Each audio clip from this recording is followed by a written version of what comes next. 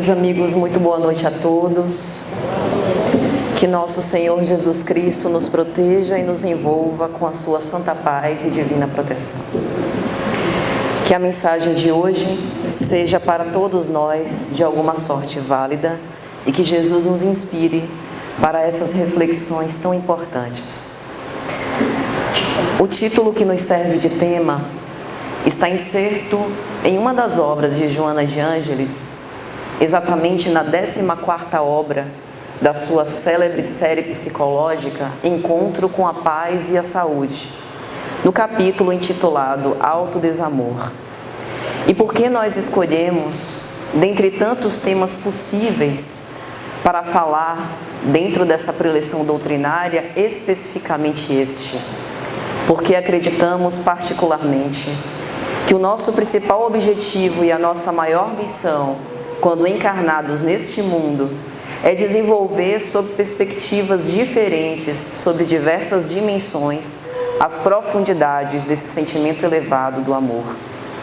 Nós somos convidados todos os dias, quando nos conectamos às redes sociais ou assistimos à TV, há 1001 motivos para nos desestabilizar emocionalmente e psiquicamente.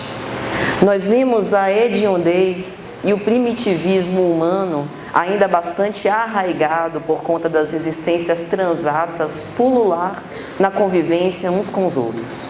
Saímos de carro ou pegamos um transporte coletivo, às vezes a pé, e vemos como as pessoas às vezes se entregam com um total esquecimento de si mesmas naquilo que há de pior nisso, infringindo muitas vezes a própria lei de conservação, quando nós, tendo esse apreço e valorização da própria vida, temos os cuidados básicos de olhar para um lado e para o outro antes de atravessar uma rua, de ter cautela e até a direção defensiva, pensar sempre no outro motorista e não apenas na responsabilidade que eu tenho de conduzir o meu veículo.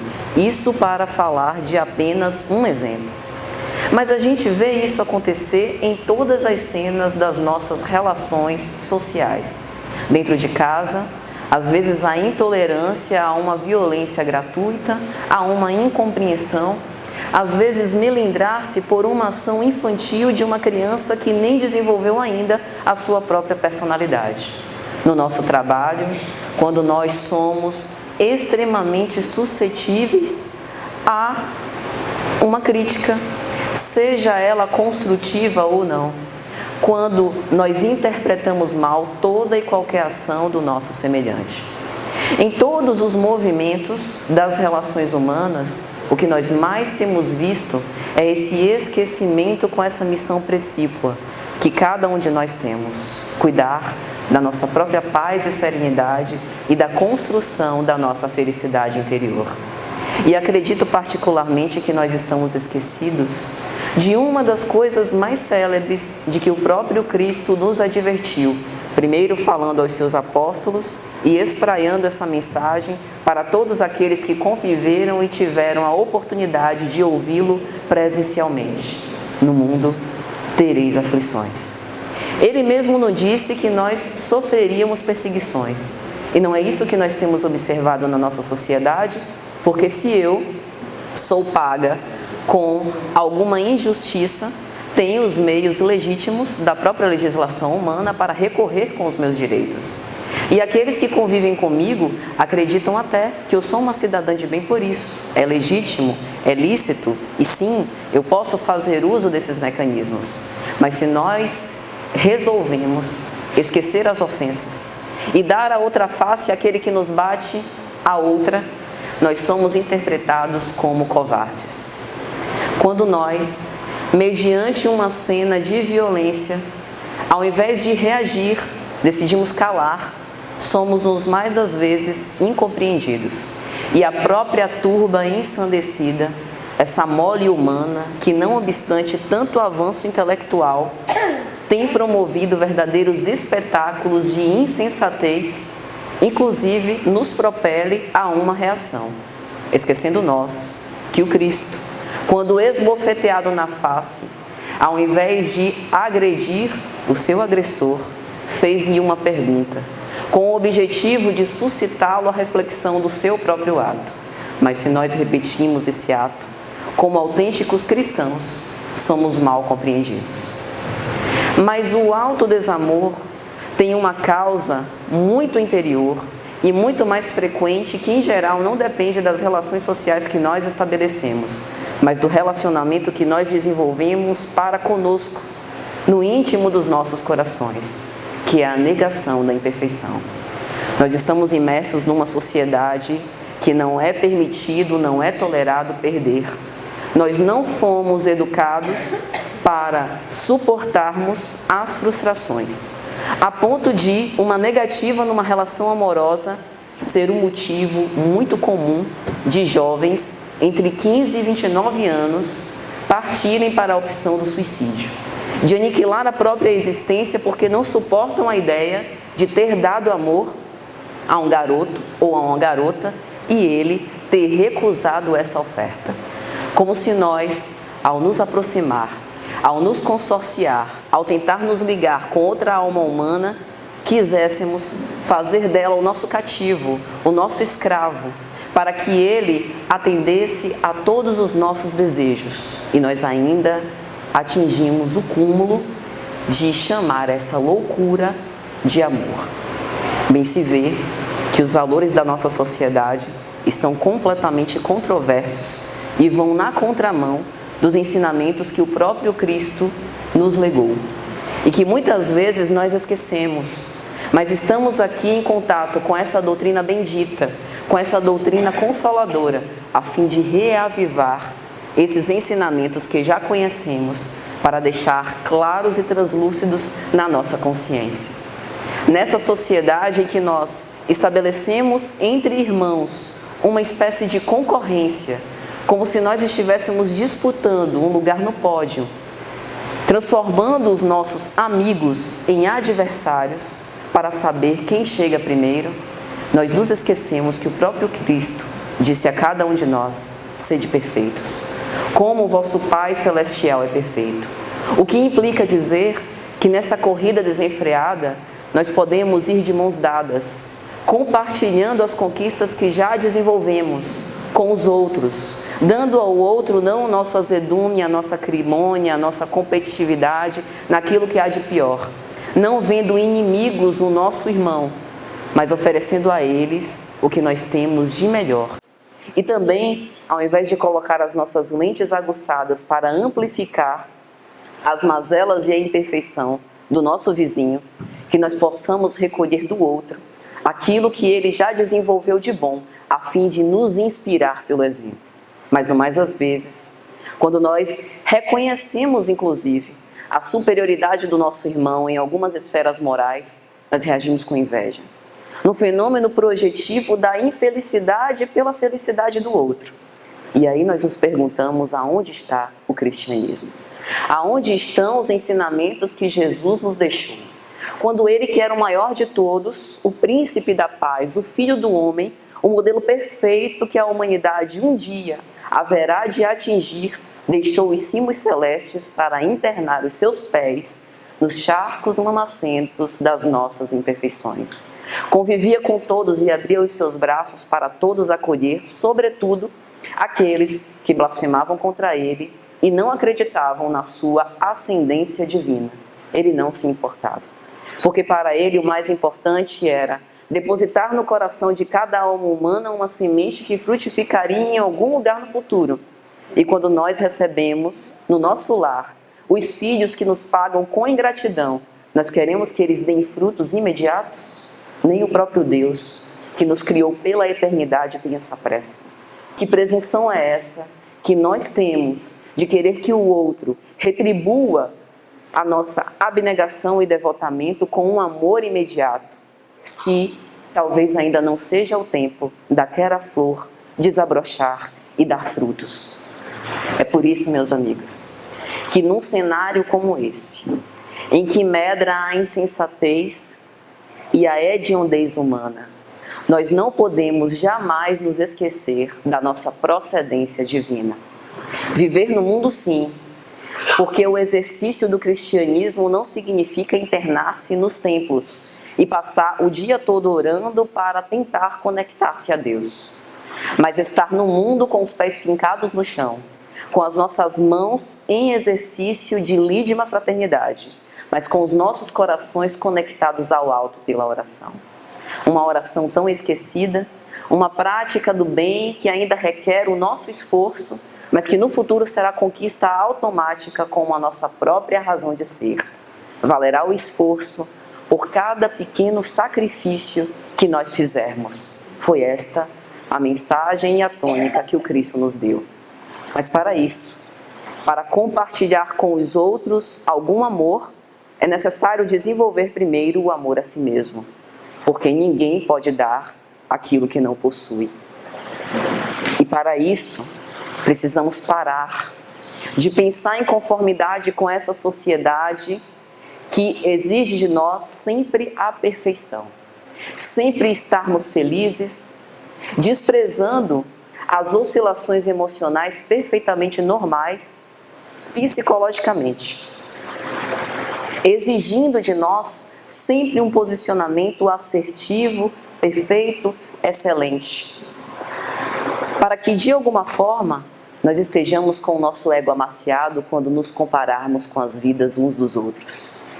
Mas quando a gente se compara, a minha vida com a vida do outro, primeiro que eu faço essa comparação sem estabelecer bases iguais. A comparação cientificamente já está fadada ao fracasso, porque eu não posso considerar duas coisas de bases distintas. Não tenho fidelidade matemática, estatística para isso. Segundo que quando eu comparo a minha vida com a vida do outro, por desconhecer a sua realidade íntima, as suas intenções, os mecanismos da sua vida, a sua conjuntura social, afetiva, emocional, psíquica, eu não consigo investigar com acurácia a sua realidade interior, porque nenhum de nós tem instrumento para medir o desenvolvimento moral alheio. E quando a gente olha para a vida do outro, esquece de olhar para si. E se a nossa primeira missão é cuidar do nosso autoconhecimento, do nosso desenvolvimento próprio, do nosso amor, como é que eu posso amar aquilo que eu não conheço? Para desenvolver esse auto-amor, eu preciso me debruçar a me conhecer, analisar as minhas tendências, analisar as minhas más inclinações, exatamente como Kardec definiu no capítulo em que ele fala sobre sede perfeitos, definindo assim o verdadeiro espírita, aquele que se esforça todos os dias para contornar as suas más inclinações e ser no dia seguinte um pouco melhor do que foi na véspera. Ele, as potentades evangélicas, o próprio Cristo, Deus, que nos ama pela eternidade, não estão preocupados em apressar-nos ao movimento de perfeição, mas estão preocupados em esclarecer-nos para esse despertar. Que cada um de nós pense e tenha muito claro em mente que esse caminho precisa ser iniciado e que o progresso se dará com base no nosso próprio sacrifício. Mas algo vai acontecer quando nós depositarmos o nosso olhar para o interior. Nós descobriremos sombras que nos deixarão no estado de desalento. E talvez quando nós passarmos em revista algumas cenas dessa vida mesmo, que nós cometemos, deslizes morais, atos falhos, coisas que nós não nos orgulhamos de lembrar e que gostaríamos de esquecer, mas que estão registrados na nossa consciência de forma indelével, nós teremos vergonha. E muitas vezes essa vergonha nos afasta do momento de nos desnudar, ainda que ninguém esteja vendo. Ainda que aquele momento de recolhimento seja só entre nós e o Pai. Às vezes o sentimento de culpa e remorso fala tão alto que nós ficamos envergonhados, como na prece do publicano, que mal consegue altear os olhos ao altar para direcionar-se a Deus. Mas é um esforço de superação. Nós precisamos acolher essas sombras, essa parte ainda imperfeita que precisaremos transformar, porque nenhum de nós conseguirá extirpar o joio sem tomar o trigo junto. É por isso que deve ser nossa a paciência, de agasalhar essa parte sombria que ainda faz parte do meu ser, de me aceitar. Porque ao lado dessas sombras eu também tenho conquistas. E através dessas conquistas, eu posso fazer o bem e extrair dali a felicidade que será combustível para a transformação íntima que eu preciso lograr. E assim, não negando a imperfeição, mas aceitando-a como fase desse processo evolutivo, a gente vai começar a desenvolver o alto amor. E só há uma forma, como no título da palestra, para nós não deixarmos arrastar pelo alto desamor. É desenvolvendo esse conhecimento próprio e sendo gratos por aquilo que nós já conseguimos conquistar ao longo das várias reencarnações. E para que nós possamos refletir sobre esse tema, eu trouxe aqui um trecho muito interessante do Evangelho, que está lá no capítulo 4 de Lucas, quando Jesus volta a Nazaré. Ele já tinha iniciado o seu messianato e decide ir a Nazaré para falar às gentes. E nós poderíamos imaginar que o povo de Nazaré, inclusive por conta da sua ascendência familiar, poderia estar muito contente de receber de volta Jesus por ser um filho da terra. Imagine um Messias nascido dali, sendo proveniente daquelas terras, mas não é bem isso que acontece. Jesus foi profundamente rechaçado quando decide entrar na sinagoga para falar sobre a lei de Deus. E os judeus o levam para um monte bem alto e decidem precipitar ele daquele lugar. E naquele momento ocorre algo sumamente interessante. O texto de Lucas diz o seguinte: e levantando-se, os judeus expulsaram-no para fora da cidade e o conduziram até o cimo da colina sobre a qual a cidade estava construída, com a intenção de precipitá-lo de lá. Ele, porém, como que numa indução magnética quase hipnótica, simplesmente as pessoas estacaram e ele saiu andando, prosseguindo o seu caminho. Mas antes, ele diz o seguinte: em verdade eu vos digo que nenhum profeta é bem recebido na sua própria pátria. O que mais tarde levou ao dito popular: santo de casa não faz milagre, baseado na fala de Jesus. E aqui eu gostaria de, à luz do alto amor, tentar interpretar essa frase enigmática de Jesus. Por que será que a gente acredita que o profeta proveniente da nossa cidade é incapaz de fazer uma mudança ou uma transformação positiva na vida das pessoas? Por que que no inconsciente coletivo existe essa ideia de que o santo de casa não faz milagre? Será que é porque nós temos a presunção de, por conta de uma análise superficial exterior, por algumas ações que aquela pessoa comete, dali chegar à consequência do que ela é intimamente? Então, em geral, a gente faz uma análise apressada, quase generalista, achando que aquela pessoa que a gente conhece desde pequeno, que acha que conhece, e que, portanto, conhece às vezes também os defeitos, acha que é impossível dela realizar uma transformação das nossas vidas, porque, veja, tendo sido nascida no mesmo berço que eu, tem, portanto, em princípio, acesso às mesmas faculdades, às mesmas potencialidades, e é lógico que ela não pode ser extraordinária, porque eu não sou. E aqui a gente tem uma linha de raciocínio bastante interessante. Será que, para o inconsciente coletivo, o santo de casa não faz milagre por conta de um fenômeno projetivo? Porque eu acredito que sou incapaz de fazer milagre e aquele que vem do mesmo berço ou que tem a mesma origem que eu, assim como eu, que me autodesvalorizo, que não tenho desenvolvido o alto amor, também é incapaz de fazer esse milagre? Será que eu espero alguém de fora, um desconhecido? E muitas vezes nós apostamos nessas figuras idolatradas, que são tão imperfeitas, tão imaturas, tão ineficientes, até mais do que nós mesmos, mas depositamos nelas a responsabilidade pela nossa felicidade e realização íntima, surgidas nas figuras dos ídolos, dos mitos, daquelas pessoas que são ovacionadas pelas multidões. Os nazarenos rechaçaram a vinda do próprio Messias por conta de uma análise superficial e imperfeita. E essa história é importante e nos deixa o seguinte aprendizado: não recorramos no mesmo equívoco. Nós que somos cristãos, seremos avaliados e apreciados pelos frutos que nós vamos dar. E aí cumpre a gente refletir.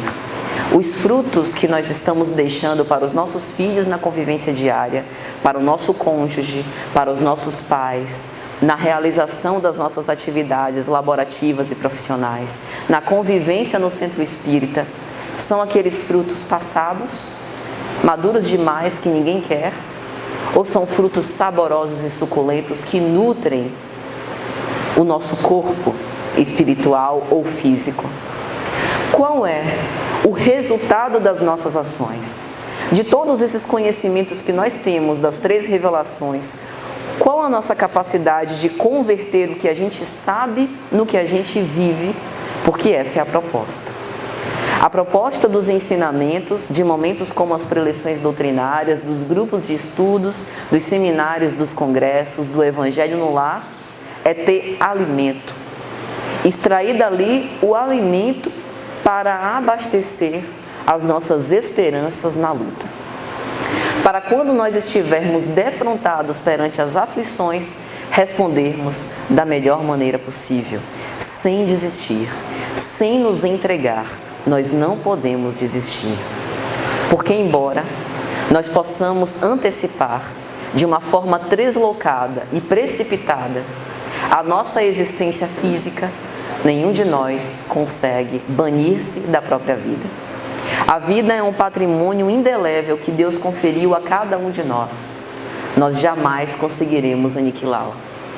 Se deixamos de existir de uma determinada forma, passaremos a existir de outra. E descortiremos com isso uma nova esfera de lutas.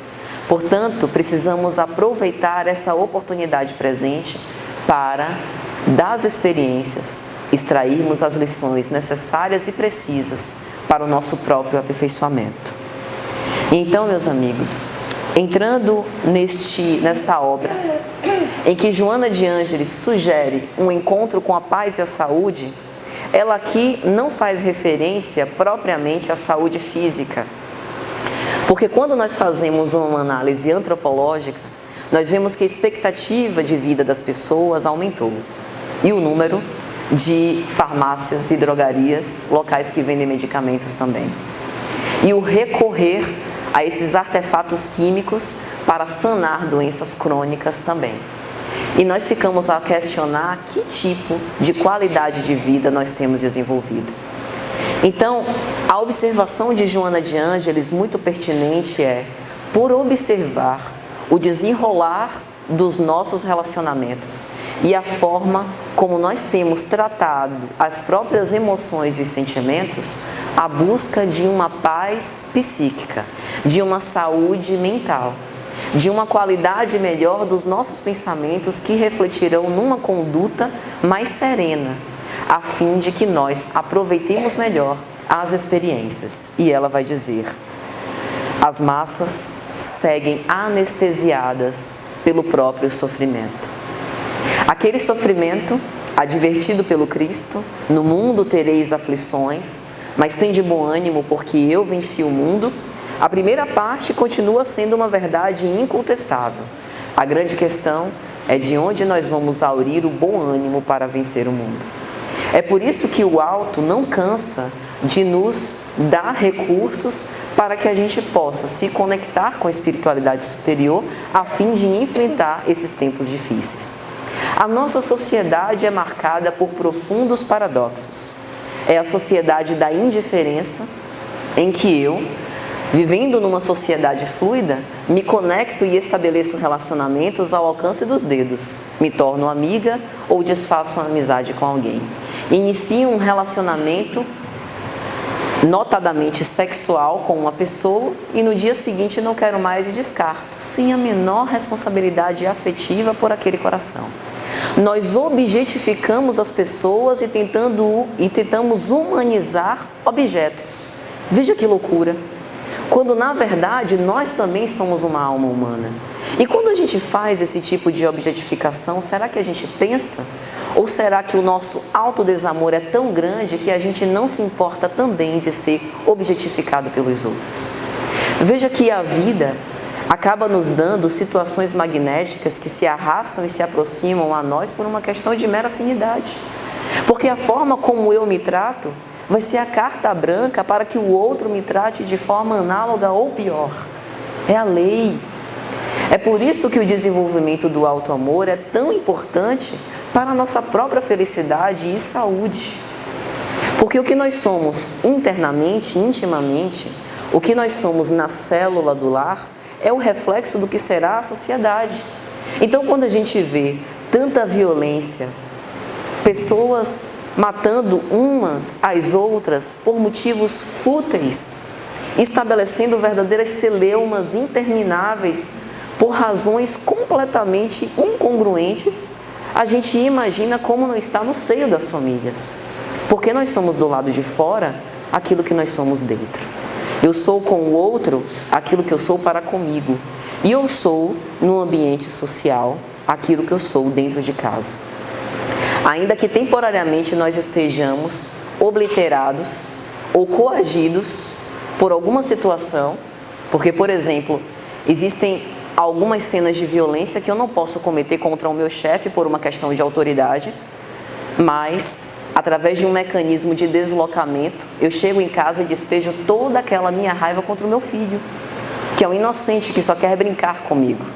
E eu justifico, dizendo que faço isso porque estou muito cansada, porque tive um dia exaustivo, como se aquele que ali está, dependente dos meus cuidados, do meu afeto, dependente dos meus ensinamentos de educação moral, porque o mundo não vai ensinar o amor como um pai ou uma mãe ligado por laços de legítima afeição pode ensinar. E se ele não tem das suas figuras parentais este exercício e essa dedicação, qual é a formação que ele terá para repetir esse padrão com os outros? Qual é o tipo de relacionamento que ele terá se a sua infância foi tão abusiva? Se ele não teve essa representação ainda na formação da sua personalidade? Percebe a responsabilidade que nós temos uns com os outros?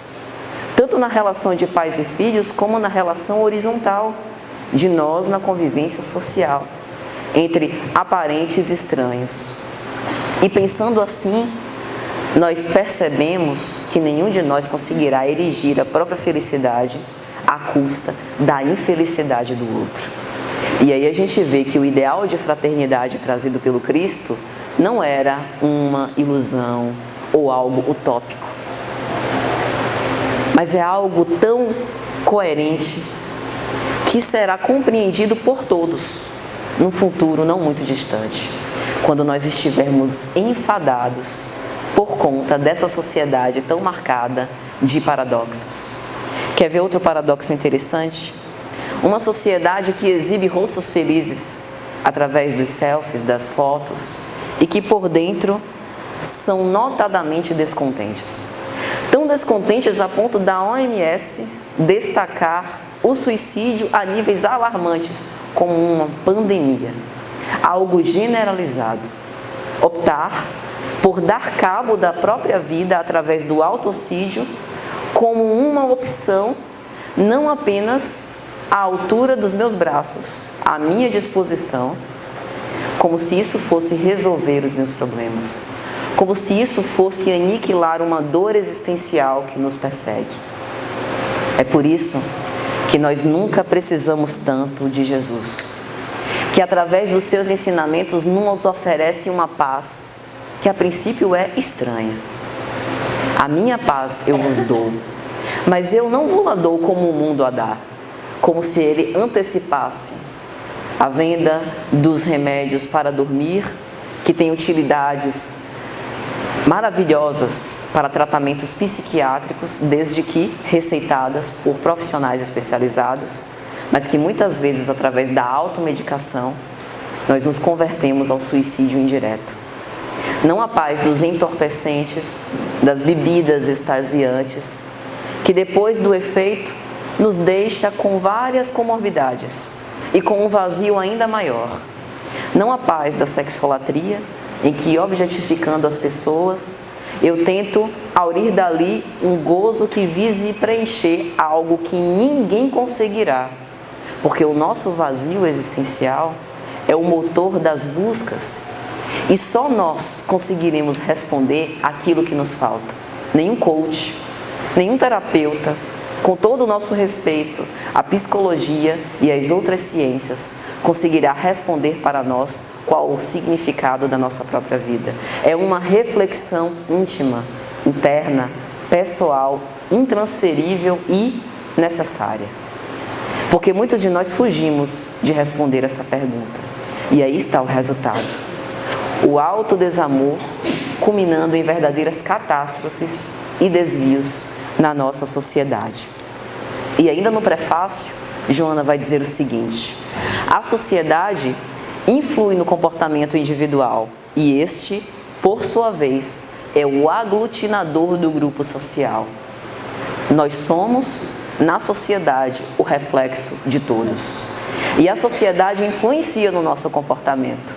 Mas nós, imbuídos da vontade, que Leon Denis, na obra O Problema do Ser, do Destino e da Dor, vai apontar como a maior potência da alma, podemos ser forças vivas, modificando e transformando a sociedade como nós acreditamos.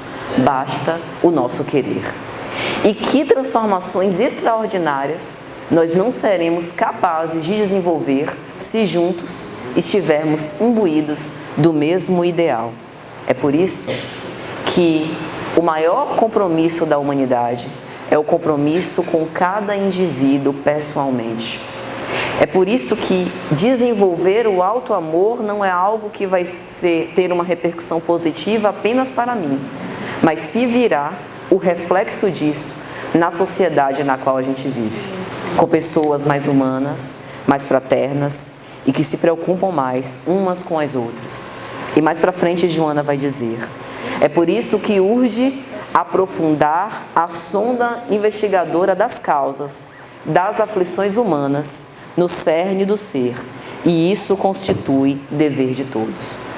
E aí ela vai apontar duas principais causas para o autodesamor: a autocondenação e a autopiedade. E isso é muito interessante, porque em O Evangelho segundo o Espiritismo, há uma frase que sempre me causou fortes reflexões. No capítulo 10º, Bem-aventurados os misericordiosos, José, o Espírito protetor, no item 16, ao falar da indulgência, vai dizer o seguinte: quando tereis olhares severos somente sobre vós mesmos, sede, pois, severos para convosco e indulgentes para com o próximo. E por muito tempo eu utilizei isso como mantra de vida. Só que eu observei que eu estava utilizando o conselho e o alvitre de José de uma maneira errada. O objetivo não é fazer com que a gente se autoflagele, com que a gente chegue a desconsiderar as nossas conquistas e aplique suplícios internos através das culpas e tormentos injustificáveis. Pelo contrário, aqui José fala sobre responsabilidade pessoal. Cada um de nós precisamos ser severos a ponto de ter uma análise crítica, racional, translúcida sobre as nossas faltas. Mas isso não deve reverberar em martírio íntimo. Pelo contrário, através dessa análise, nós deveremos ver possibilidades de crescimento e realização. Porque às vezes, quando a gente não tem esse olhar crítico e transparente para conosco, nós acabamos projetando as nossas faltas do outro. E ao invés de sermos severos para conosco, no intuito de nos modificar, tentamos mudar o outro e controlar aquilo que o outro faz ou deixa de fazer. Então é muito interessante também para que a gente não incorra no erro de deturpar as mensagens que nos são enviadas. Então Joana vai dizer que por conta desse autodesamor ser calcado na autocondenação, toda a culpa e remorso alimentado são completamente contraproducentes, mas que as reflexões são necessárias. E ela vai dizer também que a autopiedade nos atrapalha. A autopiedade é o coitadismo. Veja que a piedade e compaixão sempre foram tônicas de muitas das mensagens do Cristo. Diversas de suas parábolas ele faz uma exortação para o desenvolvimento de compaixão uns pelos outros.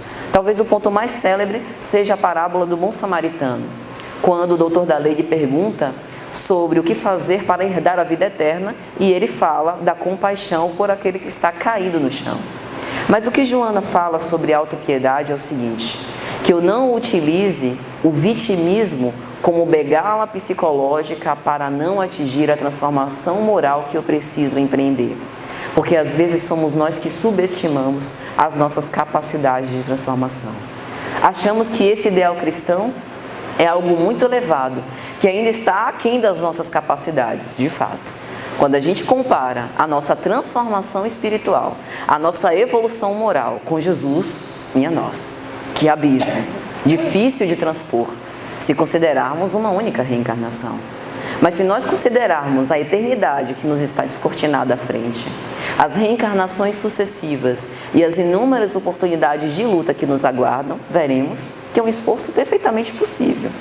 Quando nós nos comparamos a São Francisco de Assis, vemos que ainda há muito a vencer, e isso deverá ser estímulo e força para que nós arregacemos a manga e possamos lutar em prol desse aperfeiçoamento, porque santo algum teve privilégio de Deus. Na Epístola de Paulo aos Romanos, ele vai dizer: Deus não faz predileção de pessoas. Os seus apóstolos, todos, foram martirizados. João Evangelista, que morreu de velhice, foi o único que não teve uma morte trágica. Judas Iscariotes antecipou-se, suicidou-se, por conta do seu tormento e da sua culpa atroz. Mas nenhum dos apóstolos que conviveram junto com Cristo e em relação aos quais ele desenvolveu um amor tão profundo foram poupados. Porque a mensagem do Evangelho é uma mensagem de remissão das criaturas.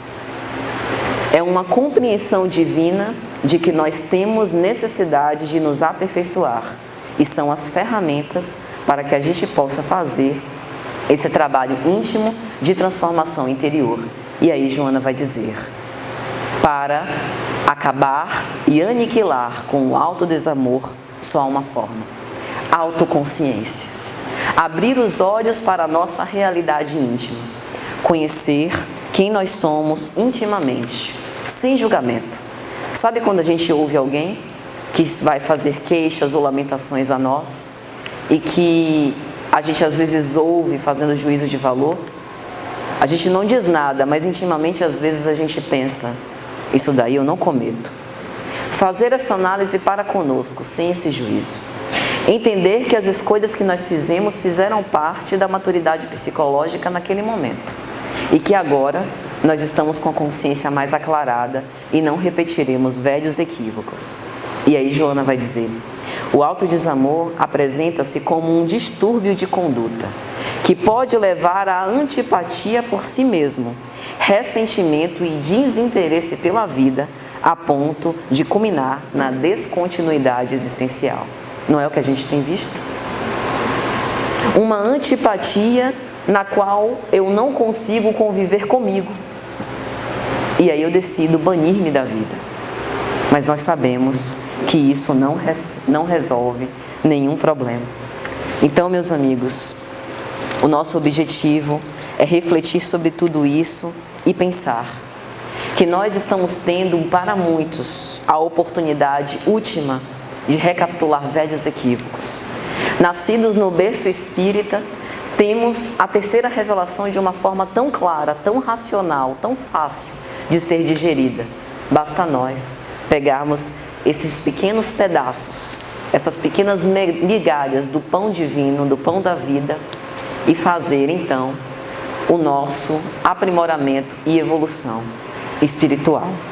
E já caminhando para o final, há uma obra de Amélia Rodrigues intitulada Primícias do Reino, e no capítulo 16 ela fala sobre a família de Betânia. Aqui ela se refere a Lázaro e as suas duas irmãs, Maria e Marta. Há um trecho do Evangelho, o Evangelho de Lucas, no capítulo 10, que fala sobre um diálogo interessantíssimo que Jesus fala com Marta. E parece que a gente se identifica com Marta. Parece que ao falar com Marta, Jesus fala conosco hoje, século 21.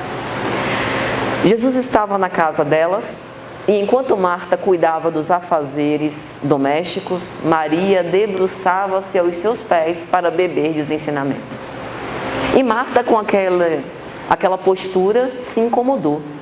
Senhor, será que não te incomoda eu aqui, me acabando, como a gente diz popularmente, para dar conta do jantar, de arrumar a casa, e Maria ia aos seus pés sem nada fazer?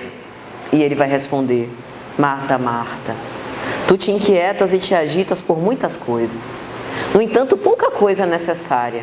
Em verdade, eu vos digo que uma só.